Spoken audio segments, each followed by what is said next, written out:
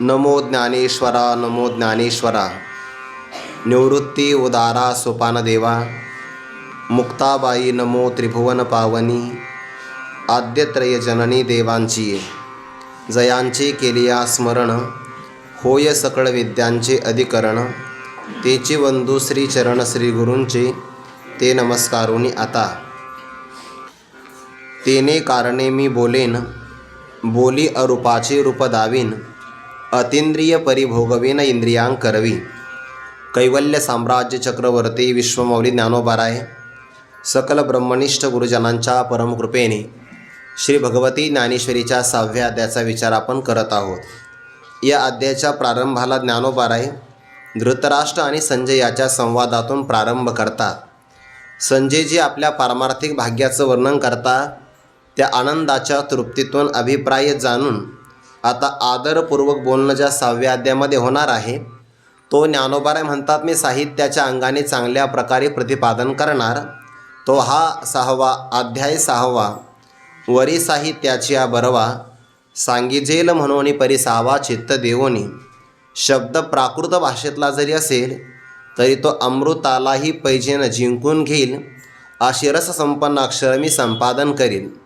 आणि एकाच अक्षरावर मालकी गाजविण्यासाठी किंवा त्या अक्षरातलं असणारं रसमाधुर्य चाखण्यासाठी सगळेच असणारे इंद्रिय परस्परामध्ये कलह करतील।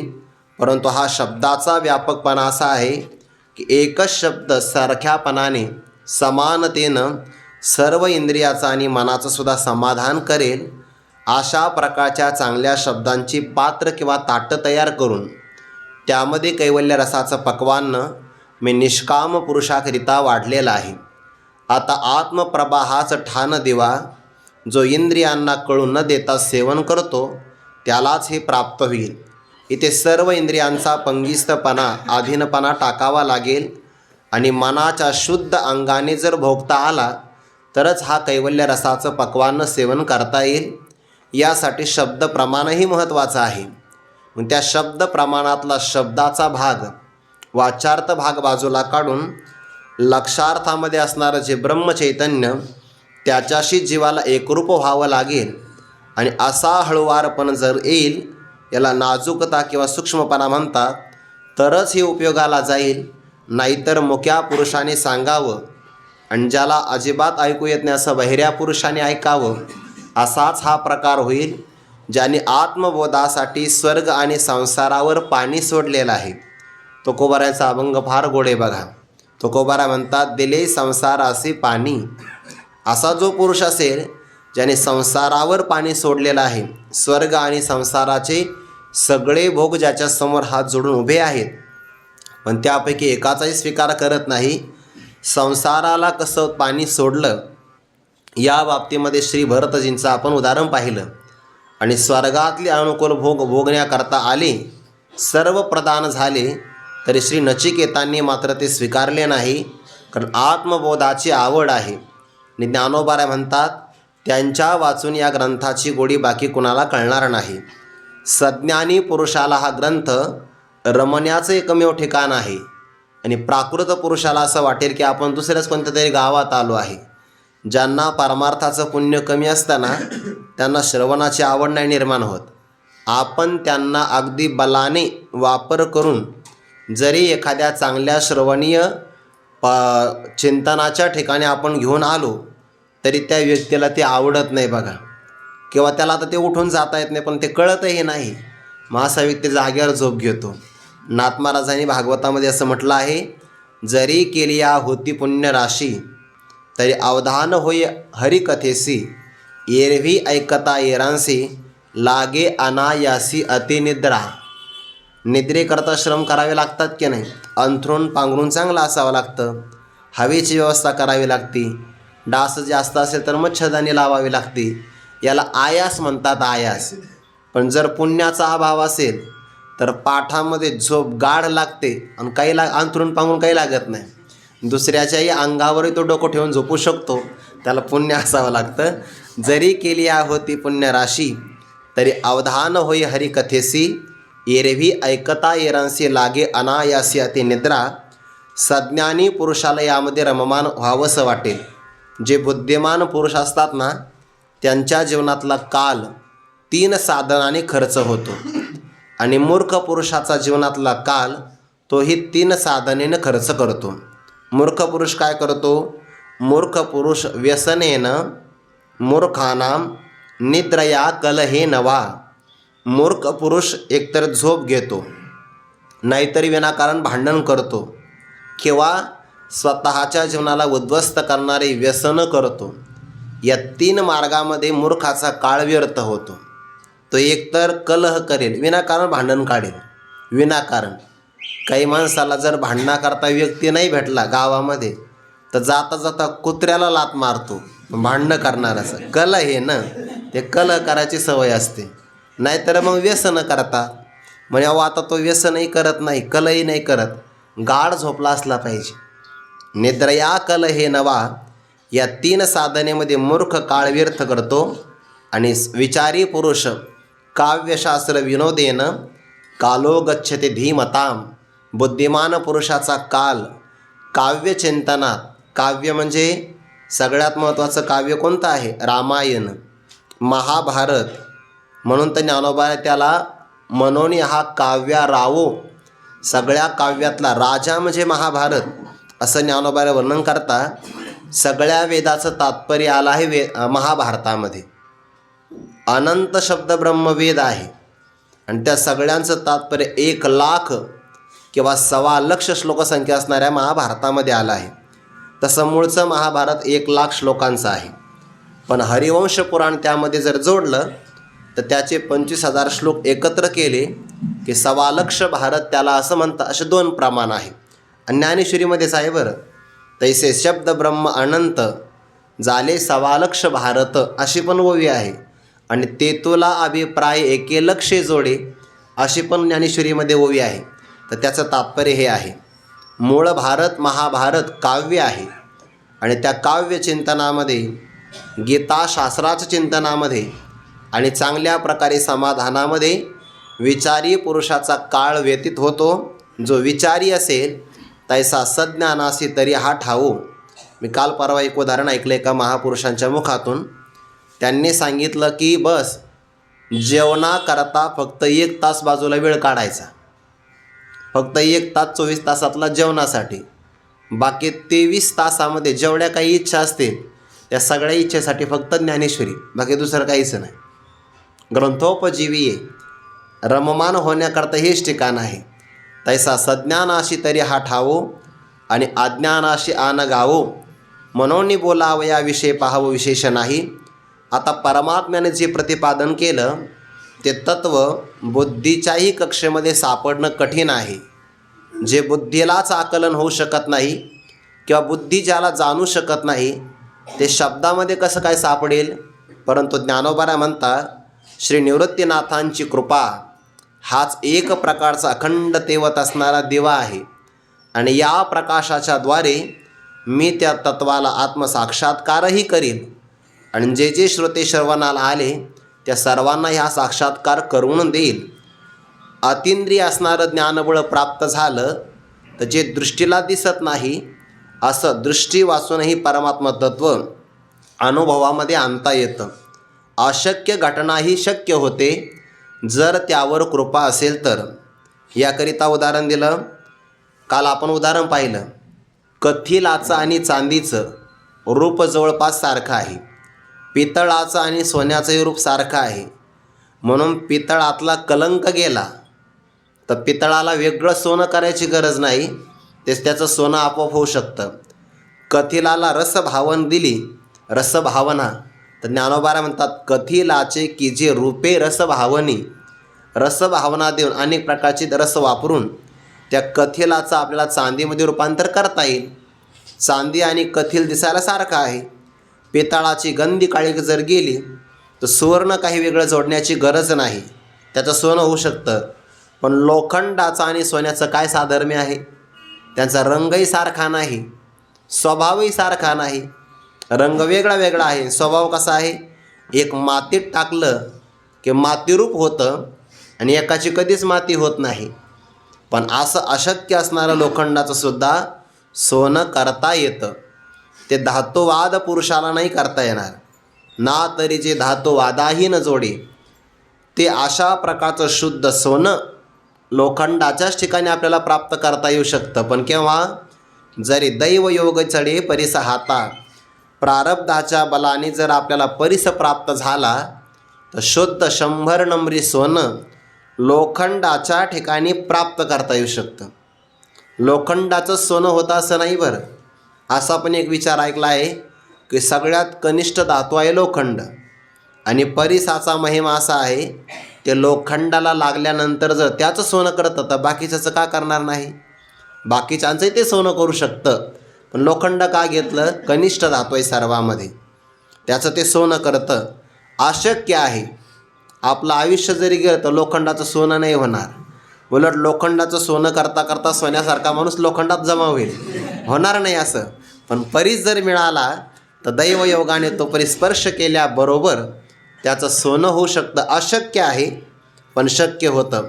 तसं सगळ्या प्रमाणाला अगम्य असणारं, अवाङ्मनस गोचर असणारं, दृष्टीला इंद्रियाला विषय न होणारं असंही परमात्मतत्व श्रीगुरूंची कृपा प्राप्त झाली तर आत्मसाक्षात्कार होऊ शकतो. ब्रह्मरूपाने आत्माचा किंवा आत्म्याचा ब्रह्मरूपाने अनुभव येऊ शकतो. तैसी सद्गुरु कृपा होये तरी करिता काय आपण हे, मनवुनी ते अपार माते आहे ज्ञानदेव म्हणे. तैसी सद्गुरु कृपा होई. सद्गुरूंची कृपा जर प्राप्त झाली तर एखाद्या साधकाने एखादं कार्य करत असताना काय बरं त्याला प्राप्त होणार नाही? किंबहुना साधक साधना करत असेल तर त्याची साधना उपायांचं वन आहे आणि त्या वनाला फळं लागायचे असेल तर श्रीगुरू त्या वनातले वसंत आहे. जोपर्यंत त्या वसंताचं आगमन होत नाही तोपर्यंत साधकाच्या साधनेला फळच लागत नाही. आता उपाय वन वसंतो, जो आज्ञेचा आहे वतंतो, अमूर्तची परी मूर्तो कारुण्याचा. ज्ञानोबा अमृतानुभवामध्ये वर्णन करतात. उपायांचं वन आहे आणि त्या वनातला वसंत श्रीगुरू आहे. जोपर्यंत वसंताचं आगमन होत नाही तोपर्यंत शेतकऱ्याने किती कष्ट केले तर त्या वृक्षाला फळ लागतच नाही.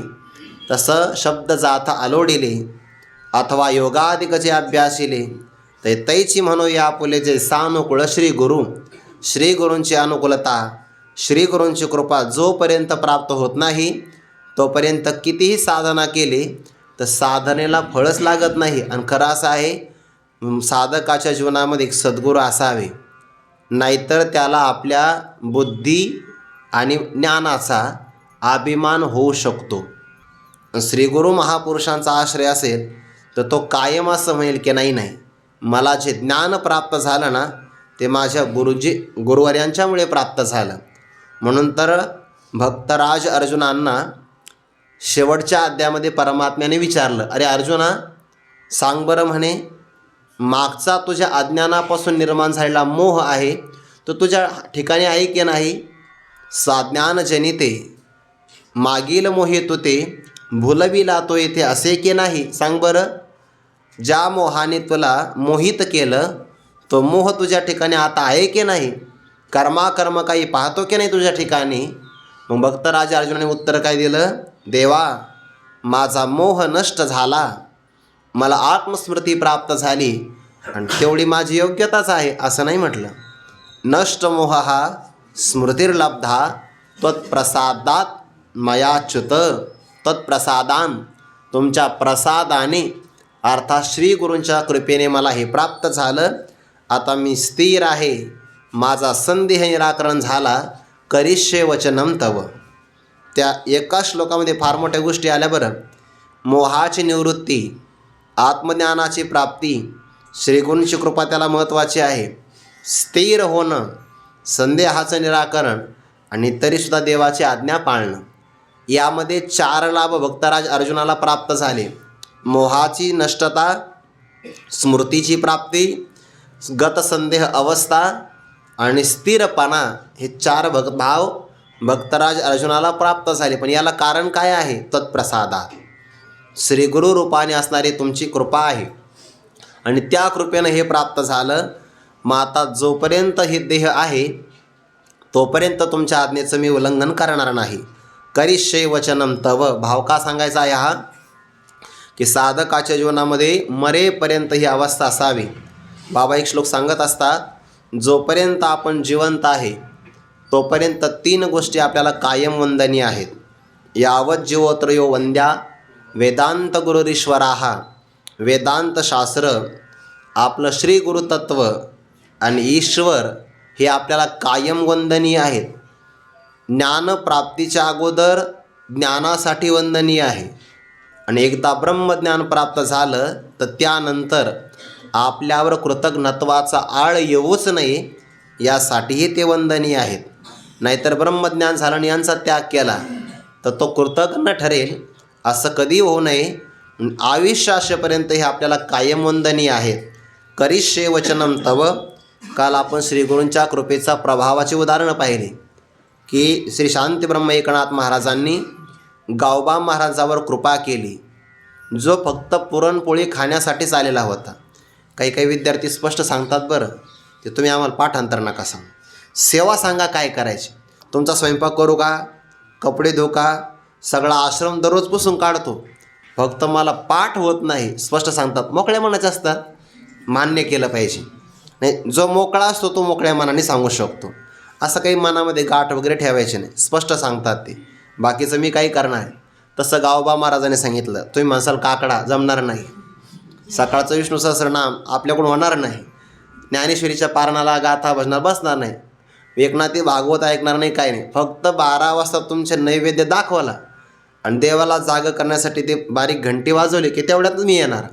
नाथ महाराज म्हणाले काय हरकत नाही, एवढ्या वेळा करता का होईना पण तू ये आणि देवाचा प्रसाद घे. आता देवाची कृपादृष्टी पडलेली, नाथ महाराजांच्या धर्मपत्नीने आवडीने केलेला आणि ज्याला साक्षात नाथ महाराजांचा हस्तस्पर्श प्राप्त झाला असा प्रसाद सेवन करायला मिळाला, कोण हा भाग्याचा.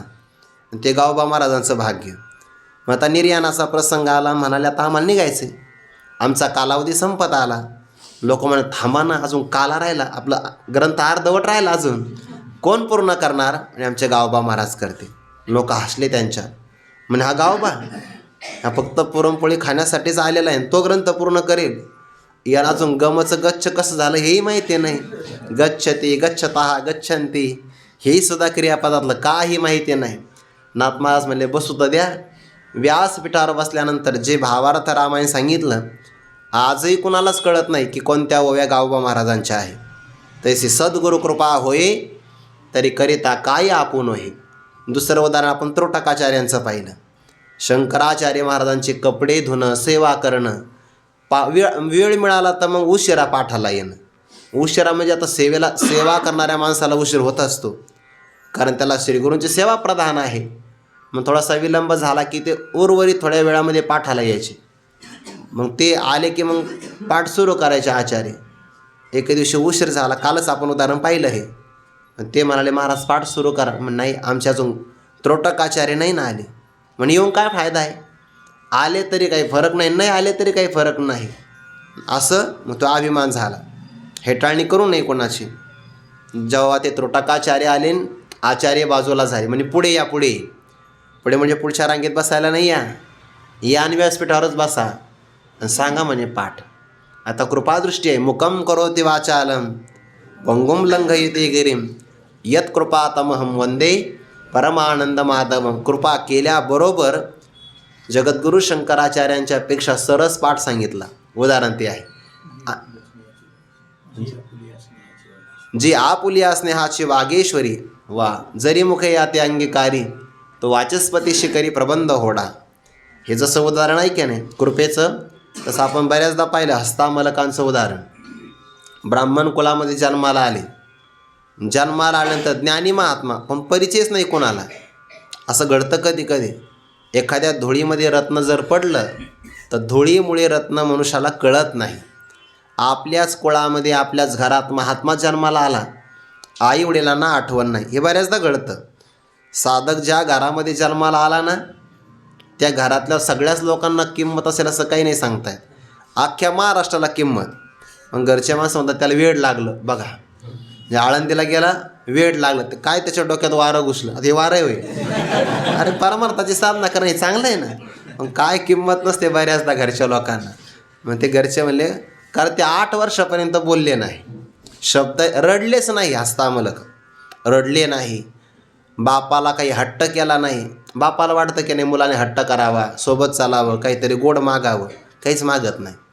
आईचं स्तनपानही केलं नाही, स्तनपान करता रडला नाही, कारण आतून तृप्त होता ना. ज्ञानोबारा म्हणतात, जैसा अमृताचा निर्जरू प्रसवी जयाचा जठरू, तया क्षुदे तृषे चाडदरू काहीच नाही. त्याला तहान भूक लागण्याची काही शक्यताच नाही, ते स्वांत सुखाय होते. पण आईवडिलांना असं वाटायचं की वात्सल्य सुखाचा आनंद आम्हालाही मिळावा. पण हा काही लहानपणामध्ये बोललाच नाही, पाळण्यातून पडला तरी रडायचा नाही, मुंग्या चावल्या तरी आक्रोश करायचा नाही. असं करता करता 8 वर्ष होऊन गेले, गायत्री मंत्रच बोलले नाही. ब्राह्मण कुळात जन्माला आला, गायत्री मंत्राचा उच्चार नाही, व्यर्थ जन्म झाला याचा. आईवडील नाराज झाले आणि एके दिवशी त्याच्या भाग्याचा उदय झाला त्या बालकाचा. ऐसी कर्मी साम्यदशा होय तेथ विरेशा, मग श्री गुरु आपैसा भेटेचे गा. श्रीमद आद्य जगद्गुरू शंकराचार्यांना त्या गावातले श्रीमंत माणसं म्हणायचे, महाराज आज आमच्याकडे या बरं भिक्षा घ्यायला, आज आमच्याकडं प्रसादाला या. श्रीमंत माणसाला प्रसादाला या असं म्हणण्यास तात्पर्य नसतं, त्यांना महाराजांना परिचय करून द्यायचा असतो. शून्य होतं, शून्य आपण निर्माण केलं, महाराजाला काय घेणं आहे, त्याला संसार शून्य आहे, तो आपलं शून्यातून समोर राहिला. त्यांनी 100चे शून्य केले आणि हा शून्यापासून 100पर्यंत घेऊन जातो आहे. आता अवधारा कथा गहन असंच आहे सगळं. त्यांना ते सांगायचं आहे, लवकर जाऊ नये, आणि मोजक्या वेळेत गेलं का बरं राहतं ते. नाही तर तो अगोदर जर गेला कार्यक्रम तर आपलाच कार्यक्रम होतो. श्रीमंत माणसं वजन टाकतात, ते सांगून घेतात. शंकराचार्य तिथपर्यंत गेले नाही आणि या गृहस्थाच्या घरी गेले, भिक्षा ग्रहण केली. ज्या माईने भिक्षा वाढली तिचा चेहरा उदास होता. मग आचार्याने विचारलं, माताजी आपल्या चेहऱ्यावर नाराजी आहे, प्रसन्नता नाही, भिक्षा दिली ना त्या मोबदल्यामध्ये तुमचं दुःख हरण करणं माझी जबाबदारी आहे, सांगा म्हणे काय करू.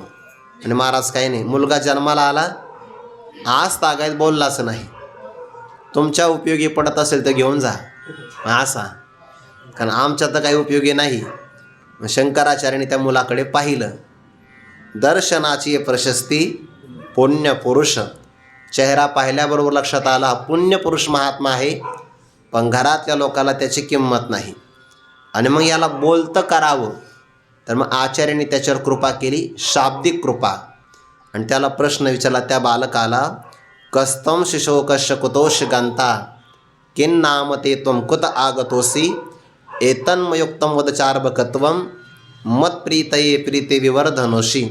प्रश्न केला, तू कोण आहे, कुठून आला, कुठं जाणार आहे, नाम काय आहे तुझं, हे सर्वच्या सर्व मला सांग. तू अर्भक म्हणजे बालक वाटतो आहे, पण तुझ्यातलं आणि माझ्यातलं प्रेम वाढावं याकरिता माझ्या प्रश्नाची उत्तरं दे.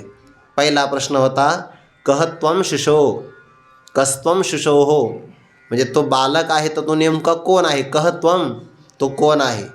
मग त्यांनी उत्तर देत असताना देहाला धरून उत्तर नाही दिलं. उत्तर देत असताना मी कोण नाही हे अगोदर सांगितलं. नाहम मनुष्यो न च देव यक्षो न ब्राह्मण क्षत्रिय वैश्यशूद्राः न ब्रह्मचारी गृही वनस्तो. भिक्षू म्हणजे संन्यासी, भिक्षुर्न चाहम कोण आहे, निजबोध रूपा. 8 पर्यायाचं निराकरण केलं बरं. 4 वर्णातला नाही, 4 आश्रमातला नाही, मनुष्य देव आणि यक्षसुद्धा नाही, मी केवळ आत्मस्वरूप आहे. नाथ महाराजांचा ग्रंथ आहे बरं हा, छोटा आहे आकाराने, हस्तामलक नावाचा ग्रंथ आहे नाथ महाराजांचा, खूप छान आहे, अवश्य वाचायला पाहिजे. हे सगळं कशामुळे, सद्गुरूंची कृपा. सद्गुरू कृपा होय तरी करिता काय आपण हे, म्हणून ते अपार माते आहे ज्ञानदेव म्हणे. आणि ती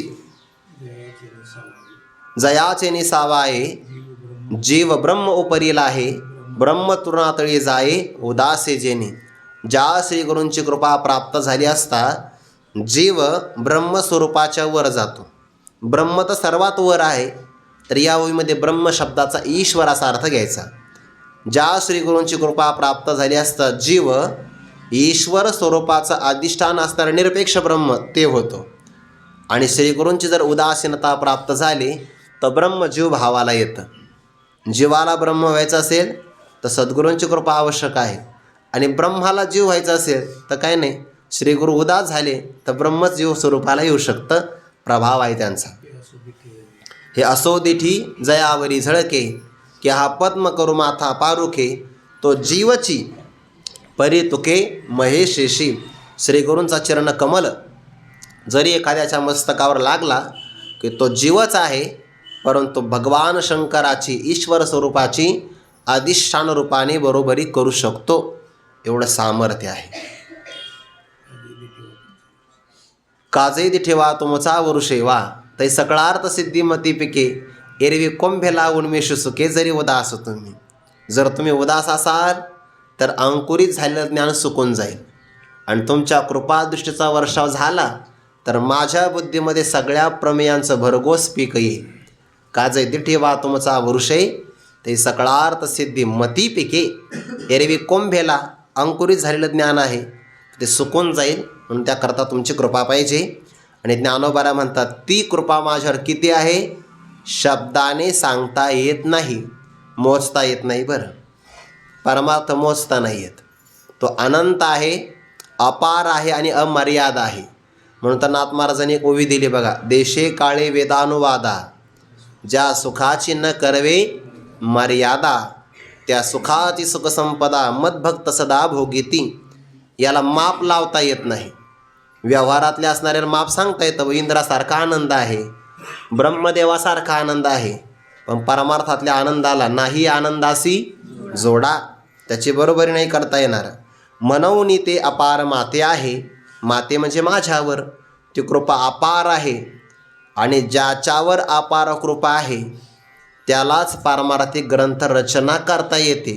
ज्ञानोबा म्हणतात, माझ्यावर जर कृपा नसती तर मी हे कार्य केलंच नसतं. पहिल्या अध्यायामध्ये सांगितलं आहे, हे अनावरण विचारिता, वायाची दिवसा उपनला चित्ता, एरवी भानुतेची काय खद्यता शोभा आथी, की टिटभूचांचुवरी मापसुये सागरी, मी नेन तू त्या परी प्रवृत्त येत. मी अज्ञानी आहे आणि यामध्ये प्रवृत्त झालो, पण तरीसुद्धा ज्ञानोबाला म्हणतात, परी येत असे एक आधारू, तेनेचे बोले मी सदरू, जे सानुकूळ श्री गुरु ज्ञानदेव म्हणे. पण एक आधार आहे आणि तो आधार आहे श्रीगुरूंचा. त्यांच्या कृपेच्या आधारानेच मी ग्रंथ रचना करत आहे. ज्ञानोबा म्हणतात, ही जर आधाराची कृपा नसते तर मला ग्रंथ रचना करताही आली नसती. पण ती कृपा माझ्यावर अमर्याद अपार आहे, तेने कारणे मी बोलेन. 36व्या क्रमांकाची ओवी. या कारणामुळे मी आता बोलेन, म्हणजे काय करील, ग्रंथाची रचना तयार करील. आणि माझ्या ग्रंथामध्ये विषय काय येणार, बोली अरूपाचे रूप दावीन, अतिंद्रिय परिभोग विन इंद्रियांक करवी. या ओवीमध्ये थोडासा आपल्याला असं वाटतो की विरोधाभास आहे की काय. अरूप असेल तर त्याचं रूप कसं काय दाखवता येईल, आणि अतिंद्रिय जर असेल तर इंद्रियांच्याद्वारे त्याचा भोग कसा घेता येईल असं वाटणं शक्य आहे. पण मध्यंतरी जर उपाधी मानली तर अरूपाचंही रूप पाहता येतं. वास्तविक आकाशाला रूप नाही आहे, आकाशाला रूप नाही, पण आकाशापर्यंत दृष्टी न गेल्यामुळे आकाश आपल्याला निळं दिसतं, अरूप आहे ते. पण त्या अरूप आकाशाचं पाण्यामध्ये रूप पाहता येतं की नाही, उपाधी आली तर. डोळे सगळ्याला पाहतात, सगळ्याला, पण डोळे स्वतःला पाहू शकत नाही. किंवा मनुष्य सगळ्यांचे चेहरे पाहू शकतो.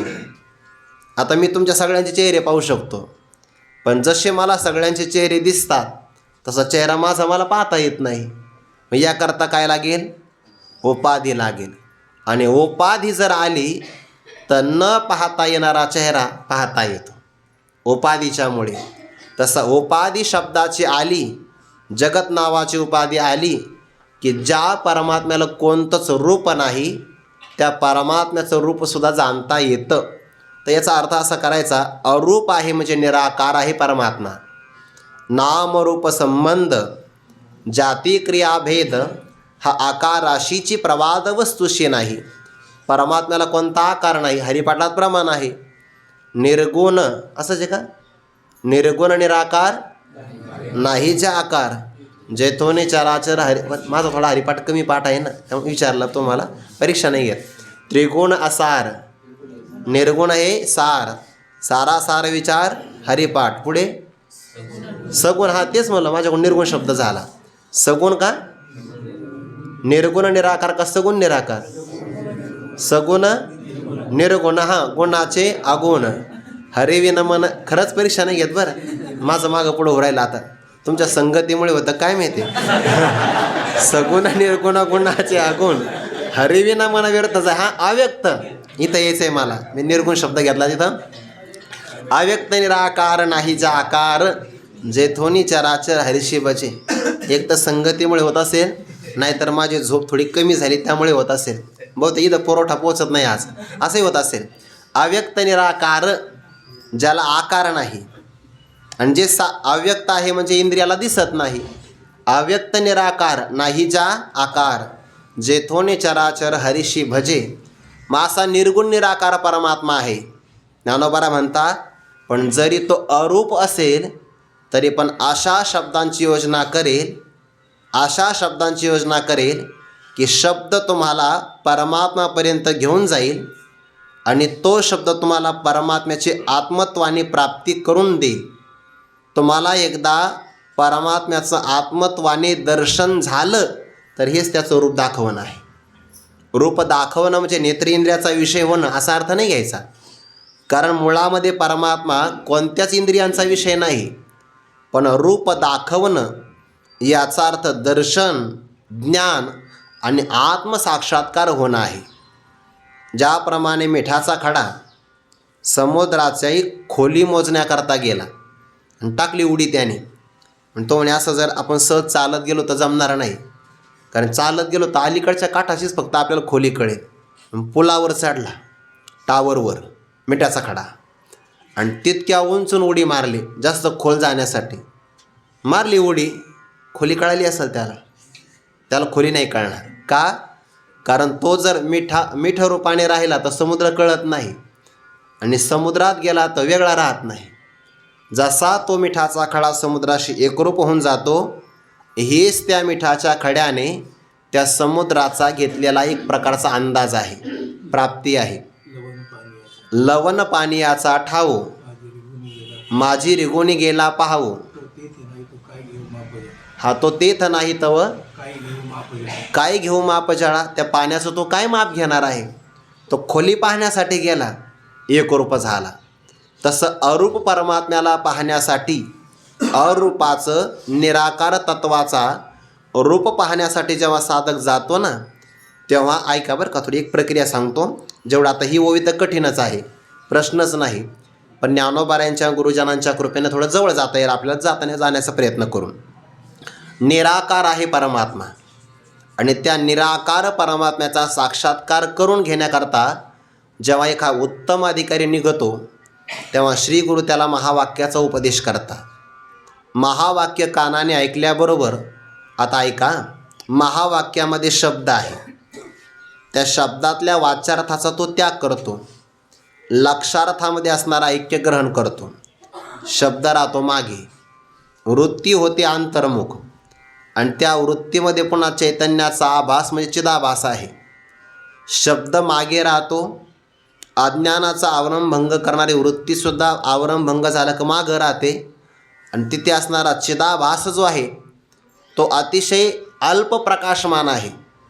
जसा काजवा सूर्याच्या समोर गेला की दिसत नाही, तसा चिदाभास स्वयंप्रकाश आत्मस्वरूपाच्या पुढे आला की त्याचं असणारं ज्ञान फार अल्प असल्यामुळे टिकत नाही, आणि तो चिदाभास त्या अखंड असणाऱ्या आत्मस्वरूपाशी, चैतन्याशी किंवा महान ज्ञानाशी, प्रकाशाशी एकरूप होतो. हेच त्या चिदाभासाने त्या निराकार परमात्म्याचं रूप पाहण्याचा प्रकार आहे. तो रूप पाहायला गेला की तो वेगळा राहत नाही. पण हे कशामुळे होईल? याला फक्त शब्द कारण आहे. शब्दाचे फार मोठे उपकार आहे. म्हणून बोली अरूपाचे रूप दावीन, हा एक अर्थ होईल. दुसरा अर्थ, अरूप असणारा परमात्मा सत्यम, ज्ञानम, अनंतम, ब्रह्म असं आहे. असं मी तुम्हाला शब्दाच्या माध्यमातून ज्ञान करून देईल. म्हणजे परमात्म्याचा परिचय शब्दाच्या माध्यमातून करून देईल. बोली अरूपाचे रूप दावीन, असं 2 पद्धतीने अर्थ करता येईल. आणि पुन्हा ते तत्व अतींद्रिय आहे, इंद्रियांच्या अतीत आहे, कोणत्याही इंद्रियांच्या ताब्यात न येणार आहे. अतींद्रिय जरी असेल तरी अशा शब्दांची योजना करेल की ते तुमच्या इंद्रियांच्याकडून तुम्हाला सुखरूपाचा भोग देण्याकरता प्राप्त होईल. अतींद्रिय परिभोगवीन इंद्रियांकरवी. आता अतींद्रिय जर असेल तर इंद्रियांच्याकडून त्याचा भोग होईलच कसा, आणि इंद्रियांच्या माध्यमातून भोग होईल तर ते अतींद्रिय म्हणता तरी कसं येईल. याचा अर्थ असा घ्यायचा, इथला भोग ज्याप्रमाणे आपण व्यवहारामध्ये त्रिपुटीचा भोक्ता, भोग्य आणि भोग असा जो आपण व्यवहार करतो तसा भोग इथला घ्यायचा नाही. ज्ञानोबरांनी एक हातवटी सांगितले बघा. 5व्या अध्यायामध्ये आपण हे उदाहरण पाहिलं थोडं बारकाईनं बघा. ज्याप्रमाणे एखाद्या झाडाला फळ परिपक्व झालेलं आहे आणि ते पिकलेलं फळ पाहिलं 2 जणांनी, माणसंही पाहतात आणि पोपटही पाहतो, पण त्याला हातवटी आहे. एखाद्या आंब्याच्या झाडाला 10,000 आंबे लागू द्या, पण त्यातलं जे पिकलेलं फळ आहे बरोबर त्याच्यावरच जाऊन बसतो, त्याला पोपट म्हणतात. आणि आपण अंदाजाने दगड मारतो तर कच्च्याच कैऱ्या मिळतात, त्याला माणूस म्हणतात. माणूस हा चुकीचा पुतळा एवढा असा अंदाज. पण उत्प्लवना सरिसा, पक्षी फळाशी झोंबे जायचा. उड्डाण केल्याबरोबर पक्षी त्या फळाचं चुंबन घेतो की नाही. आता चांगला आहे का, या उदाहरणामध्ये भोक्ता कोण आहे? पक्षी, पोपट. भोग्य कोण आहे? फळ. आणि मध्यंतरी चाललेला व्यवहार त्याला भोग म्हणतात. म्हणजे भोक्ता, भोग आणि भोग्य व्यवहारात असा भोग घडतो त्रिपुटीचा. ज्ञानोबा म्हणतात तसा भोग परमार्थामध्ये नाही होत. परमार्थातला भोग कोणता आहे? ज्या परमात्म्याच्या आनंदाचा भोग घ्यायचा, त्या अनंत आनंदाशी एकरूप होऊन राहणं हाच त्याचा भोग आहे. पण त्याच्याकरता श्रवणाच्या इंद्रियाची अगोदर गरज आहे. म्हणजे अतींद्रिय तत्वाला जरी प्राप्त करायचं असेल तर पहिल्यांदा इंद्रियांचं साह्य घ्यावं लागतं. इंद्रिय जाता आघवे, आता इंद्रिय जाता आघवे, तेही श्रवणाचे घर निघावे, मग संवाद सुख भोगावे घेता केह. ब्रह्मस्वरूपाच्या सुखाचा भोग घ्यायचा असेल तर तो त्रिपुटीचा भोग नाही. म्हणून ज्ञानोबाने बघा उदाहरण कसं देतात. परिते वेगळेपणे भोगी जे. वेगळेपणे म्हणजे भिन्न राहून नाही बरं, वेगळेपणे म्हणजे वेगळ्या पद्धतीनं. व्यवहारातला जो भोगाचा प्रकार आपल्याला माहिती तसा इथं प्रकार नाही. परिते वेगळेपणे भोगी जे, जैसे पक्षीय फळ चुंबीजे तैसे नव्हे, येत विसरीचे भोगी ते पण आहे. जसा पक्षी फळाचं चुंबन घेतो तसा इथला भोग नाही, कारण तो द्वैतातला आहे, त्रिपुटीतला भोग आहे. इथे भोग घेणारा जो भोगता जीव आहे ना, त्याला स्वतःचं विसरावं लागतं, स्वतःच्या स्वरूपाचा बाद करावा लागतो. जसा मिठाचा खडा स्वतःच्या आकाराचा बाद करतो तेव्हा तो समुद्रा एवढा होतो, तसं जीव परमात्मा स्वरूपाचा आनंद भोगायला गेला की त्या जीवाला आपलं जीवत्व सोडावं लागतं. आणि जीवत्व सोडलं की त्याला ब्रह्मरूपत्व प्राप्त होतं. पण यासाठी पहिल्यांदा इंद्रियाने ऐकावं लागतं. एखादं म्हणलं नाही मी कोणाकडे श्रवणच नाही करणार, ऐकावं लागतं. तरी अवधान एकले दिजे, मग सर्व सुखाशी पात्र व्हायची. अतींद्रिय तत्व आहे, पण तुमच्या इंद्रियाकडून त्याचा मी भोग घेण्याकरता देईल असा एक अर्थ होईल. आणि दुसरा एक अर्थ असा होईल, हे अतींद्रिय तत्व जर आपल्या हृदयामध्ये प्रतिष्ठित झालं तर आपल्या इंद्रियाकडून घडणारे जे व्यापार आहे ना, त्या व्यापारातून आपल्याला ब्रह्मप्राप्ती झाली हे कळतं बघा. याकरिता ज्ञानोबाने उदाहरण देतात. जसं वसंताचं आगमन झालं ते झाडावरून कळतं, तसं आतमध्ये ज्ञान झालं की ते त्याच्या इंद्रियाच्या व्यापारातून कळतं. पै वसंताचे रिगवणे, झाडाचे निसाजेपणे, जाणी जे ते विकरणे, सांगती ज्ञान तैसे हृदयीचे निज्ञाने, जी देही उमटती चिन्हे, ते सांगो आता अवधाने चांगे ऐक. हृदयात ज्ञान प्रतिष्ठित झालं की ते अमूर्त अव्यक्त ज्ञान इंद्रियांच्याकडून, अतींद्रिय आहे ज्ञान, परिभोग विन इंद्रिया करवी, ज्ञानी पुरुषाच्या व्यवहारातून सगळा ज्ञानाचा व्यवहार होतो. हा झाला या ओळीचा यथामती अर्थ. आता यातला आणखीन एक असा अर्थ केला आहे की अरूप असणारा परमात्मा आहे आणि त्याचं रूप तुम्हाला पाहायचं आहे. तर नाम आणि रूप मायेचा अंश आहे ना. परमात्म्याला काही रूप नाही, पण शास्त्रकारांचं म्हणणं असं आहे केवळ अन्वयाची भूमिका प्राप्त झाली तर मिथ्या असणारं नामरूप हे अधिष्ठान रूपच आहे. त्यामुळे जगातलं कोणतंही नाम पाहिलं आणि कोणतंही रूप पाहिलं तर ते त्या परमात्म्याचंच रूप आहे. म्हणून जे जे दृष्टी दिसे ते ते हरिरूप, बोली अरूपाचे रूप दावीन. असं ब्रह्मज्ञान तुम्हाला होईल की जगताचं नामरूप पाहत असतानासुद्धा कल्पित असणारं नामरूप याचं अधिष्ठानच तुम्हाला प्रत्ययाला येईल. हे बोली अरूपाचे रूप दावीन. आणि निर्गुण निराकार परमात्मा आहे, अतींद्रिय आहे. हे अतींद्रिय तत्व दोघांच्या वाट्याला आलं. एक वाट्याला कोणाच्या आलं? संजयांच्या. आणि एक वाट्याला आलं भक्तराज अर्जुनांच्या. दिव्यम ददामि ते चक्षु, जे अतींद्रिय म्हणून व्यवस्थेले केवळ ज्ञानदृष्टीच्या भागा फिटले. दोघांनाही कृपा प्राप्त झाली. अतींद्रिय असणारा परमात्मा त्यांच्या इंद्रियाकडून दिव्य चक्षु मिळाल्यामुळे त्यांना तो परमात्मा दर्शनाकरता योग्य झाला. तसा निर्गुण निराकार परमात्मा सगुण झाला तर अतींद्रिय असतानाही ते तुम्हाला इंद्रियाकडून पाहिला जातो, सेवा केली जाते. अशी तुमची योग्यता मी प्रदान करून देईल. आणि यासाठी कृपा माझ्यावर श्री गुरु निवृत्तीनाथांची आहे. तेने कारणे मी बोलेन, बोली अरूपाचे रूप दावीन, अतींद्रिय परिभोगवीन इंद्रियांकरवी. आता या ओळीचा यथामती अर्थ सांगितला. बरं, यात आणखीनही काही अर्थ असू शकतो, पण जेव्हा आपण सेवा वाढवू ग्रंथाची किंवा ग्रंथकृपा करेल तेव्हा आणखीनही काही ना काहीतरी अर्थ सुचेल. यातला आणखीन एक बारकावा आहे. बोलण्यातून अरूप परमात्म्याचं रूप दाखवायचं की नाही, वाक्य थोडं बारकाईनं ऐका. शब्दाने एक सांगावं लागतं. काय? शब्दाने असं सांगावं लागतं की परमात्मा हा शब्दाचा विषय नाही. आणि हे कोणामुळे कळेल? शब्दामुळे कळेल.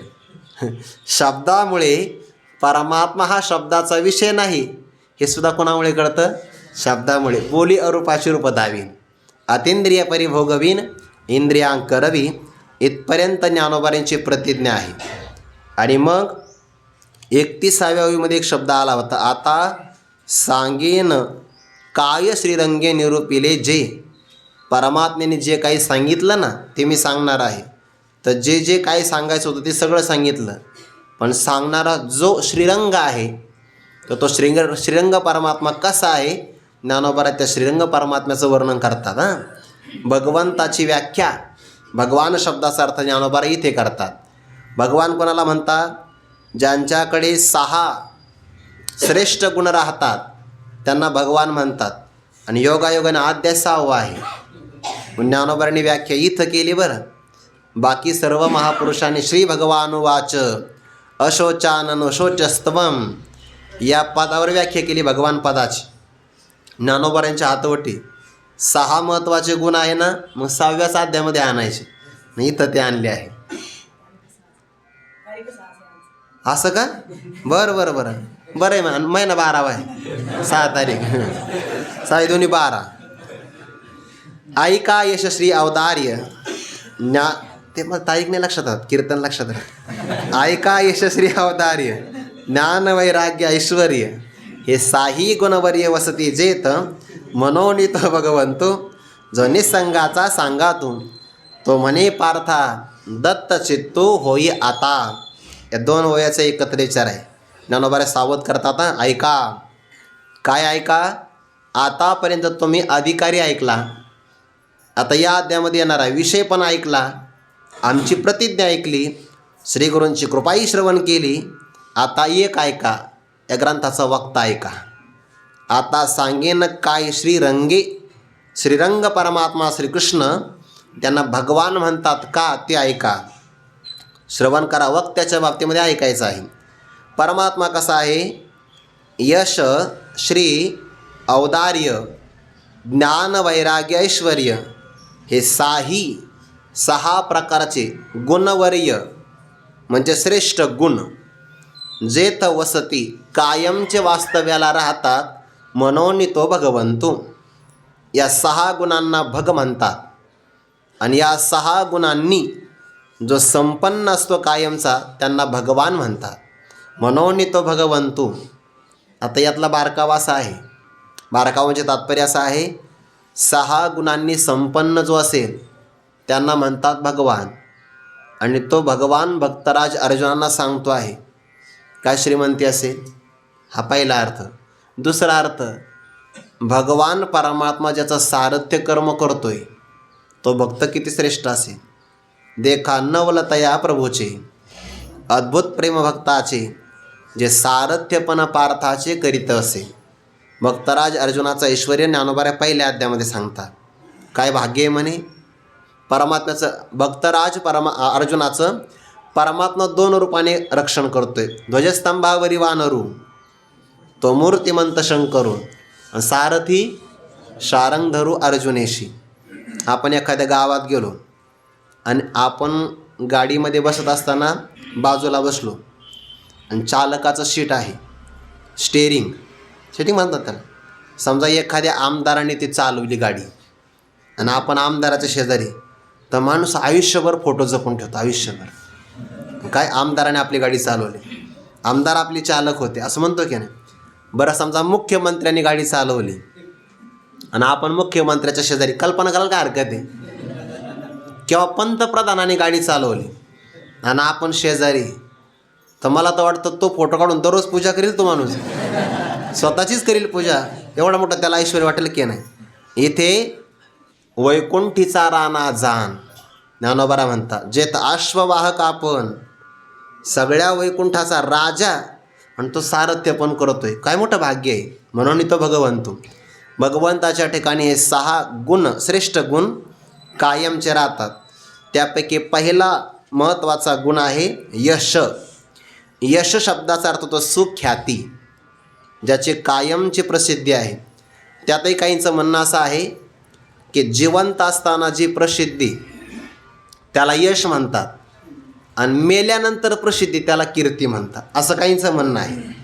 काहींचं म्हणणं असं आहे की दानादिकांच्या प्रभावामुळे जी ख्याती होते, दान दिल्यामुळे त्याला कीर्ती म्हणतात. आणि पराक्रम गाजवल्यानंतर जीही आपली काही म्हणजे नावलौकिक होतं त्याला यश म्हणतात.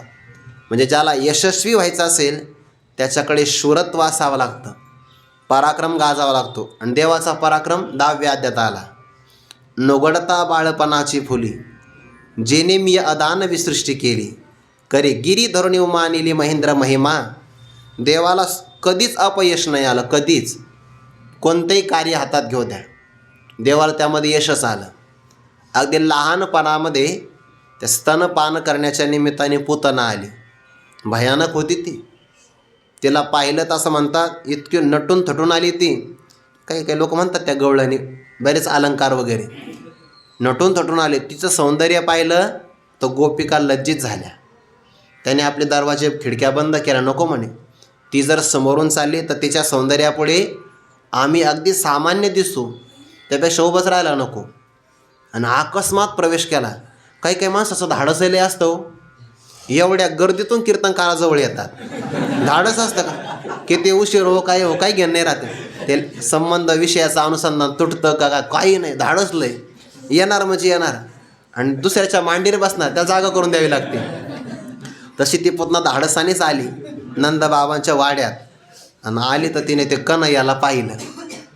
पाहिल्याबरोबर पाहिली या वेद लावी, देवाला उचलून घेतलं आणि विसरली ना, याला मी मारण्यासाठी आली म्हणून विसरली बघा. पण पुन्हा तिचं प्रारब्ध फिरलं आणि भगवंताने एवढी बलवान असणारी, बलवती असणारी जी पोतना आहे, बाल्य अवस्थेमध्ये तिला मोक्ष प्रदान केला.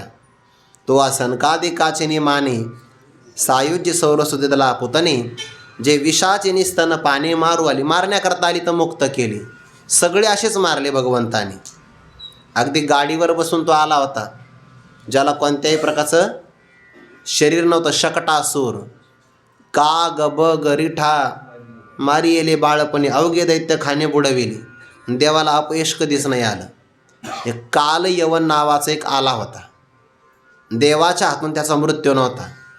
आणि त्याने द्वारकेत पत्र पाठवलं, आमचं वैर तुमच्याशी नाही, श्रीकृष्णाशी वैर आहे, फक्त श्रीकृष्ण द्या, तुम्हाला आम्ही काहीच करणार नाही. भगवान बाहेर आले पण निशस्त्रच आले आणि हसायला लागले त्याच्यासमोर. आणि का हसतो? आणि मला असं वाटलं तो हुशार असेल. आणि काय झालं, येडा आहे काय? म्हणे हो, अरे जार ते माझ्या हातात शस्त्र नाही आणि तू शस्त्र घेऊन आला. त्याने शस्त्र खाली टाकून दिलं. भगवान म्हणाले, अरे माझ्याकडे रथ आहे का? म्हणे नाही, तू खाली उतर. त्याला खाली उतरविलं, त्याच्या हातातलं शस्त्र रथात ठेवायला भाग पाडलं आणि ये म्हणे कुस्ती खेळा. तो जवळ आला, भगवान गेले पळून. रणांगण सोडलं, नाव काय पडलं? रणछोड. पण महाराज रणांगण जरी सोडलं तर नाव चांगलंच मिळालं ना, अजूनही देवाची कीर्तीच आहे. ते रणांगण सोडून एका गुहेमध्ये गेले. मुचकुंद राजा झोपलेला होता. त्याच्या अंगावर देवाने आपला पितांबर टाकला आणि हे मागून दमून दमून आलं होतं. काल यवन, कधी चालण्याचा व्यायाम नाही. आणि भगवंताने लहानपणी चोरी केलेला, त्यामुळे पळायचं माहिती होतं चांगलं. तो म्हणे मला आव्हान देतो आहे, झोपून राहतो. लात मारली. लात मारे तर मुचकुंद जागा झाला. असं कोणाला जागा करत जाऊ नका. कोणी एखादा मुचकुंद असेल तर आपली राग व्हायची. जागा केलं आणि त्याला राग आला. पाहिलं तर काल यवन जाग्यावर भस्म झाला. देव रणांगणातून नाही का पळाले? क्षत्रिया रणी पळवून जाणे. कोणच आहे लाजीरवाने? क्षत्रियाने पळून जाऊ नये. पण देवाच्या पलायनामध्ये सुद्धा देवाला यशच मिळालं. असे देवाचे 6 महत्त्वाचे गुण आहेत. यश म्हणजे सुख्याती, ज्याची सगळीकडे चांगल्या प्रकारची प्रसिद्धी आहे. आणि देवाने यश कुणाला दिलं? यशे थोरविला मारुती. म्हणून मारुती रायाला यश आहे. भक्तराज अर्जुनाला यश आहे. तो जेनी नामे अपयशी दिशालंगीचे. पण या सगळ्यांना जरी यश मिळालं असेल तर ते मूळचं यश आहे देवाचं. देवाकडे आणखीन पंचम गुण आहे, त्याचा विचार आपण उद्या करू. कुंडलिक वरदारी विठ्ठल श्री ज्ञानदेव तुकाराम माऊली ज्ञानेश्वर महाराज की जय. जगद्गुरु तुकाराम महाराज की जय. सद्गुरु जोग महाराज की जय.